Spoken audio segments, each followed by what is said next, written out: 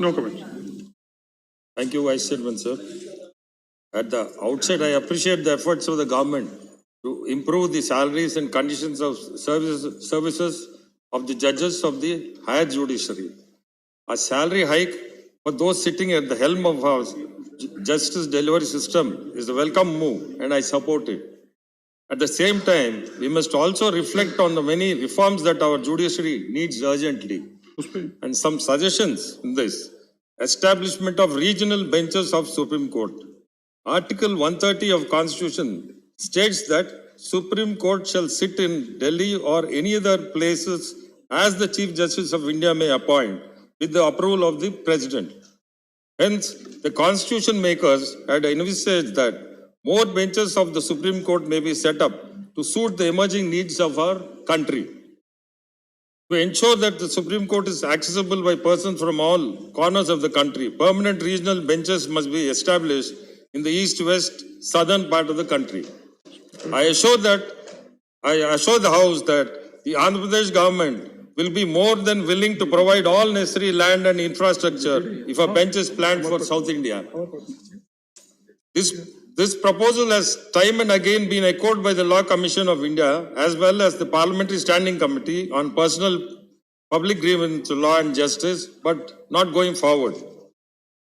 Another suggestion is, I was very overwhelmed to learn that Justice B.V. Nagaratna is on the track to become India's #1 women CJI in 2027.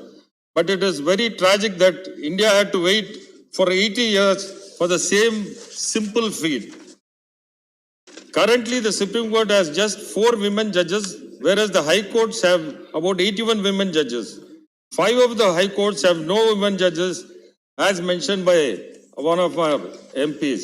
All of the representative of women in the Supreme Court and High Court is just 9% and 11% respectively.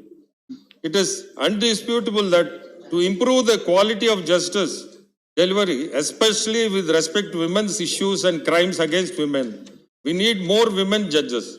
Our past record indicates that we have done very little to provide women with equal representation on the benches of our courts. We need to strive to improve these statistics, and for this, women reservation in the judiciary needs to be implemented at the earliest. Apart from the lack of gender diversity, there are also versus a glaring lack of social diversity. It is shocking to know that since the formation of the Supreme Court, there have been only 5 SC judges and only 1 ST judge. The situation is no better in the High Courts. Only 24 judges belonging to SC and ST against a total of 850 judges in all the High Courts. 14 out of these High Courts did not have a single SC/ST judge also. Currently, the percentage of SC/ST judges in the Supreme Court is just 6%, whereas it is about 3% in the High Courts. We need to take immediate steps to ensure that greater representation is accorded to minorities in the higher judiciary, which will help to reduce the social diversity deficit in our courts.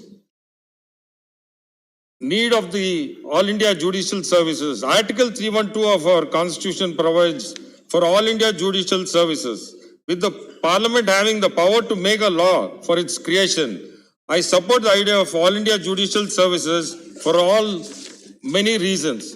The creation of AIJS has already been proposed by the Centre to ensure that there is a national level recruitment process for district judges along the lines of the Union Public Service Commission, which will help to strengthen the overall judicial delivery system. Apart from this, the AIJS will increase the efficiency of the subordinate judiciary, address structural issues such as varying pay and remuneration across states, fill vacancies faster, and ensure standardized judicial training across states. It will also better India's ease of doing business as an efficient dispute resolution system in one of our key indices in determining the rank.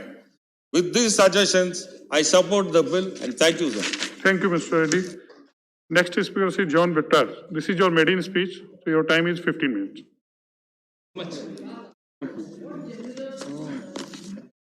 Please. Thank you very much, sir. Sir, I want your support and benevolence, also the support of the House.